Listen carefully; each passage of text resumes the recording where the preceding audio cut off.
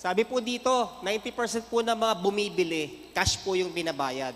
10% lang po yun ang babayad ng either e-wallet or credit card or debit card. Lalong-lalo na po sa mga tindahan nyo ng mga sari-sari store, di ba, small businesses. Karamihan ho dyan, bibili, pambayad po cash. Pero with Maya, matutulungan namin kayo na tumanggap ng bayad ng customer nyo na gumagamit ng bank account, ng Maya Wallet, or ng ibang e-wallet katulad ng GCash, GoTime Bank, at iba pa. Okay po. Importante po, 61% ng adult Pinoys borrow from family members. Ano pong ibig sabihin nun? Kasi kung napansin nyo po, kanina, yung dalawa pong may mga speakers, ang pinag-uusapan is loans. No? Nagbibigay po kami ng financial assistance. No? Although, yes, loan siya, may mga service fee, may mga interest. Ang intention kasi nun is pahabain yung kapasidad ng isang nagnenegosyo.